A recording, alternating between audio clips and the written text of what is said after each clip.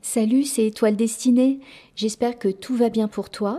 Je suis heureuse de te retrouver pour un nouvel épisode de ma série Il était une fois la métaphysique. Aujourd'hui, je vais donc reprendre le sujet de l'état de la conscience avec cette partie 2,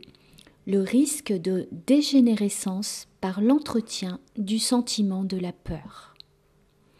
Alors rappelle-toi, dans la partie 1 de l'état de conscience, je te disais que les consciences réunifiées au sein de l'univers, noyau indivisible d'énergie après des incarnations,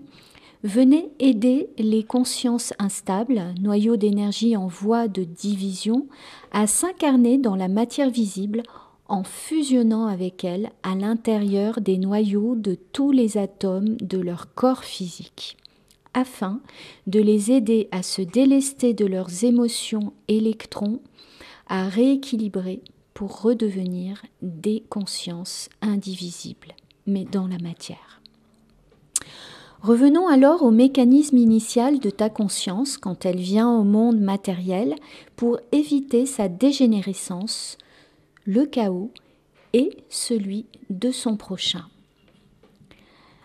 De l'intention primaire qui t'anime, tu vas donc diviser ton noyau conscient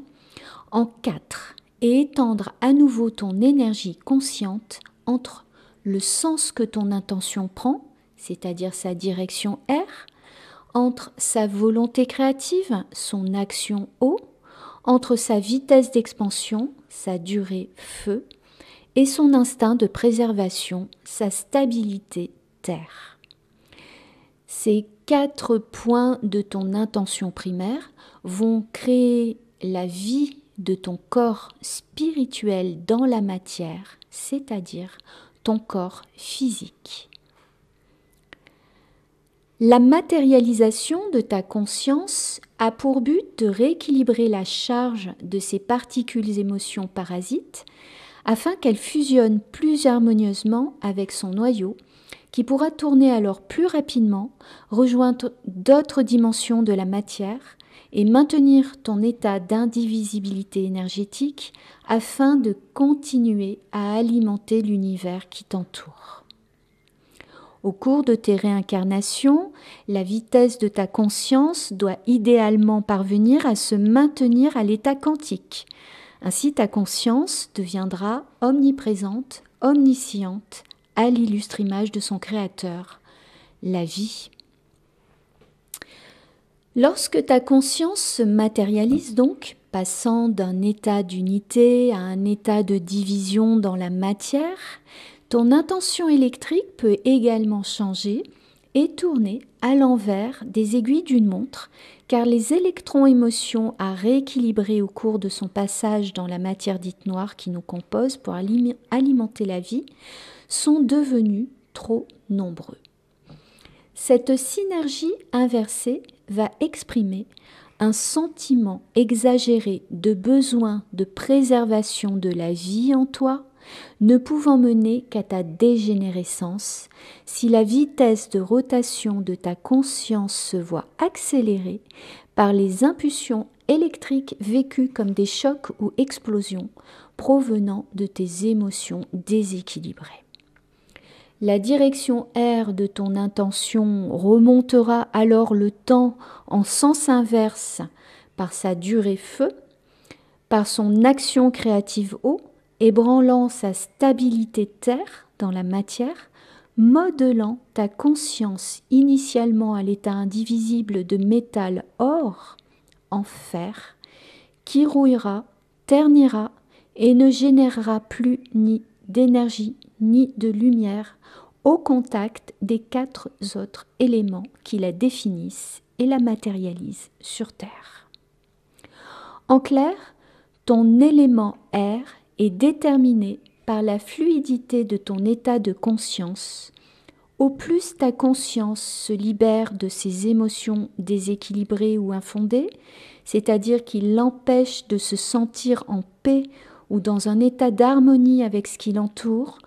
au plus elle pourra circuler librement à travers tout son corps physique, mental et émotionnel. L'élément air sera représenté par les éléments chimiques oxygène et azote dans toutes les cellules de ton corps physique, dont les noyaux des atomes sont occupés par l'étincelle de ta conscience et celle des ancêtres que ta conscience aura choisi avant incarnation par similarité vibratoire pour l'aider dans sa purge énergétique. Ainsi, si ta conscience n'est pas suffisamment oxygénée par ton état d'esprit libéré de ses blocages psychologiques erronés, c'est-à-dire de ses propres constructions fictives qu'il a générées par erreur de raisonnement,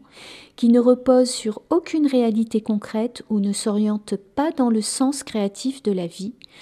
ton sang va se charger et une mauvaise oxygénation de tes cellules va venir briser ton équilibre biologique, ta santé. Car ton corps, lui, sait, vu qu'il a été créé par l'intention première de ta conscience unité indivisible avant incarnation, qui véhicule le mécanisme de la vie et non celui de la dégénérescence. Ton corps sait comment il doit fonctionner pour se maintenir en vie, et il saura te faire signe lorsque ce mécanisme sera menacé. Ton corps physique va donc réagir aussitôt et uniquement à la nature des charges électriques que va lui envoyer ta conscience à travers tous tes atomes. En inversant les processus de fusion entre éléments, en les empêchant, en les réduisant par la mauvaise qualité de ton air, ton état d'esprit, tu vas inverser le processus de régénération de tes cellules, les vouant à la division et à la dégénérescence, à la mutation par la régression. Tu prendras alors le sens de la préservation à outrance à cause de tes peurs et croyances erronées jusqu'à la dégénérescence de ta propre matière. L'état de dégénérescence de la conscience dans la matière mettra en évidence une difficulté à faire unité en soi entre ces trois instances principales, c'est-à-dire que ton esprit, tes émotions, ton âme et ton corps physique ne rentreront pas en accord les uns avec les autres. Ainsi, un être dont la conscience sera déséquilibrée ne sera pas en mesure d'accorder en lui un « je suis »,« je pense » ou « ressens »,« je dis » ou « fais », allant dans le même sens pour que ces notions s'harmonisent entre elles jusqu'à fusionner pour rejoindre leur noyau conscient, leur cœur, lieu de toutes les connaissances de la vérité, la source,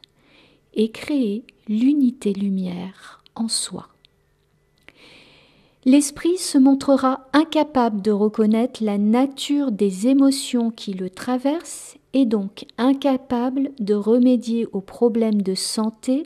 qui altérera son corps physique, étant donné que sa conscience occupe le noyau de chacun des atomes de son corps. De la même manière, un esprit fonctionnant dans la peur ou des croyances erronées ne pourra ni reconnaître les émotions qui le traversent et altèrent plus ou moins gravement son corps physique,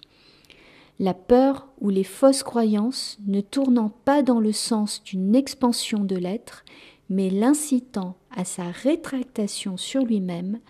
par une intention basée sur la préservation excessive de soi.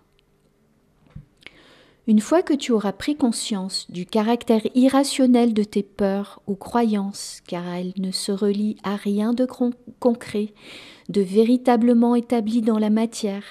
issu de ce que l'on t'a appris par la parole ou l'écrit, les on-dit, restant des points à vérifier par la réalité qui t'entoure dans ton quotidien immédiat, par ton observation affûtée et réflexion personnelle,